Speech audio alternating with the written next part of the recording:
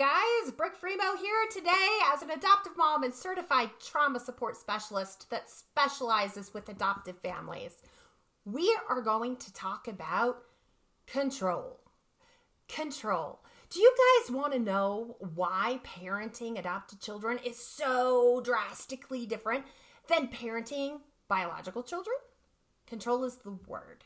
You see, what happens is somewhere along the way, there is a break in trust. There's a break in fundamental attachment.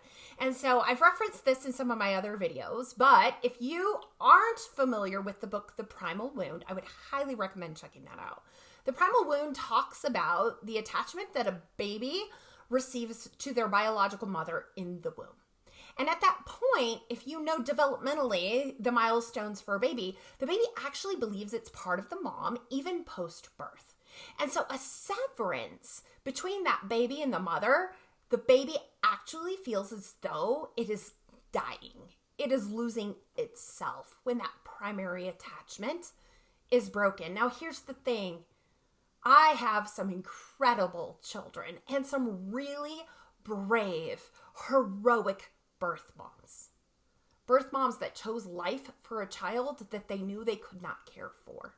And so is that severance so brutal that it's a lifetime of circumstance to overcome for my child? It could be. But the reality is that this mom believed that that child could be a world changer, a waymaker, right? And so the reality is that kiddo is purposed despite the struggle and the trial. All humans are going to have trials here. And while we have trials, it's what are we going to do with them, right? So I'm super thankful that my children are my adopted children. And at the same time, it does not negate the fact that I am not their first and best option. Their first and best option was to have a biological mom that was stable, healthy, in a good position and a good space to be able to love, nurture, and meet all the needs of their biological offspring. And yet that isn't the world that we live in sometimes, right? And so thank you, heroic moms, for standing in the gap and giving these kids an opportunity to be the absolute best that they can be. And I gotta tell you, watching my children, my youngest being 10, my oldest being 27, having 11 of them spanning those ages, it is a gift and a blessing to watch them come into who they are and what they're gonna do with their lives. It's incredible, but it is not without pain and struggle and identity issues and questions. And then the biggest thing that they all come with is control. All people want to be in control of their own life, right? Like that's a struggle that humanity has. We all want to be in charge. Yet the reality is that kids that have had trauma, whether it's just from the separation at birth through a healthy pregnancy, or like so many of my children that came through a foster to adopt situation or an international situation. Can you relate to that? These kids had trauma in utero, post-birth, prior to their adoption. Adoption in itself is hugely traumatic. It's the severing, the complete okay, there's no chance that I'm going backward in time to that family. How do I get on board with this? So adoption for us parents can be so exciting and such a beautiful thing. And adoption for a child, depending on their age and their perspective, can be a complete severance of what they hoped and dreamed would come rather than what is coming, right? It can even be post-adoption, the most stable, loving, nurturing homes. You take a child that is used to all the chemical discharges that comes with toxicity and stress. Those fight, flight, freeze responses come from chemical changes within inside their body. And you take them and pluck them out and set them into a stabilized environment. And then as adoptive parents, we expect their body to just and soften into that environment. And when it doesn't happen, naturally, parents are scared. Adoptive homes go, oh my word, is this kiddo going to be okay? There's fear. Am I the best for this child. I don't even understand their needs, let alone really be able to meet them. The fear of, oh my word, this child's behaviors are so dysfunctional. Is that going to impact the other kids in the home for the negative? Am I equipped? Do we have the resources? What is it going to mean as far as our financial commitment for their well-being? What is the future going to hold? Is this child even going to be capable of a functional, normal life? There's a lot that goes into that, right? So our kids, all of these traumas, all of these complexities, and they look at this and they go, I cannot trust the world around me. I cannot trust that anything is permanent. Even the most intimate, trustworthy seeming relationships have caused me the deepest wounds in my entire life. So I need to control the relationships around me. I need to control the environment around me, because the only thing I know I can count on is me. I'm a survivor. I am a capable person figuring this out. I use maladaptive tools, whether that is pushing people away consciously or subconsciously, whether it is manipulating for extra love and affection and reassurances that just there's no way you can pour enough into them to fill the bottomless black hole of needing, where they just kick and push, right?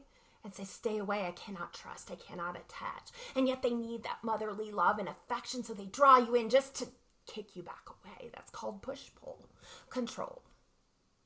It all comes down to an intense need, not desire, not want, need to be in control. And the maladaptive behaviors that they have, they're what they needed back then, but they don't need them anymore. Their environment is conducive to health, but their body structures and the things they've learned along the way are not conducive to health.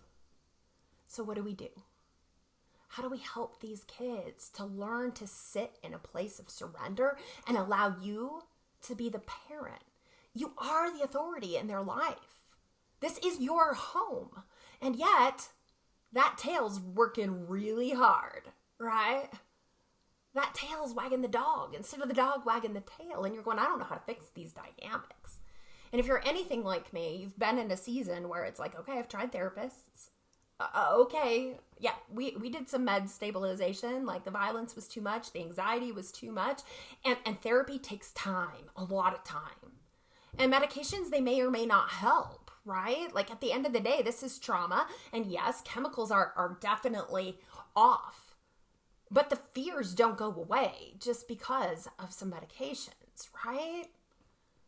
And so you're left with a fundamental struggle for authority in your home. And some days you win, and some days you lose, and some days you show up ugly, and some days you show up as your best self. I've been there. I get it.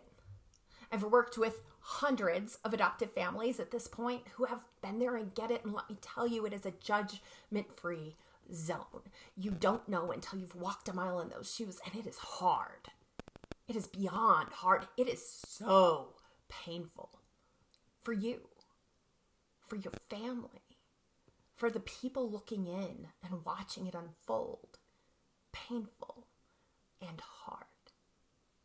So how do we get them to surrender in trust? It is not a simple solution. There are multiple systems and tools that I teach. Some of them, 1, 2, 3, 4 parenting is what I call it. Another one, we do not use traditional timeout strategies. We don't use traditional reinforcements surrounding like being grounded and those kinds of things, because self-esteem is usually, even if there's a lot of bravado, it's usually very low and very broken. And so you've got to come at this from a trauma perspective that is centered around getting the body conditioned to relax enough to sit in a place of a willingness to trust, and then walking a mile in those shoes so that your child sees that the ultimate control comes in their ability to control their body and control their health and see the benefit of that in their life and in their relationships. Does that make sense? You want them to be in control, but not of the house and not of you. You want their need and desire for control to be channeled internally to, listen, right now I'm out of control and nothing's working for me, and that feels really defeating, and it makes me claw harder for control. The ultimate control is when the Hulk, right? I'm talking like the Hulk from the movies. The Hulk learns to harness all of that power with stability. Then he becomes a true superhero, right? But when he's a crazy green Hulk and crashing police cars, nobody looks up to that. That's wild and crazy and insane. We want our kids to learn to channel that for good and to ultimately feel empowered through personal success. I want you to go ahead and subscribe so that you get more insights as to what that looks like practically in your home. I'd love for you to go to thetraumamama.com and check out a little bit more about how you can move your child and your family into this direction. It's a huge shift. It is systems and tools that I have developed over a course of time that are tried and true. And I'd love for you to be open to hearing a different approach from both a certified trauma support specialist and an adoptive mom. Because the reality is until you've been there, you don't know how it is to walk in the homes and in the shoes that you guys fill. Okay. That's all I have for you guys today. I hope you found that helpful. I hope you've subscribed. And I appreciate all of your support so that we can get out there and really help these adoptive kids and these adoptive homes to calm down and find their full potential and enjoy the blessings of family. These kids have hurt and struggled long and hard enough. You as parents have struggled and loved and hurt long enough. God bless you.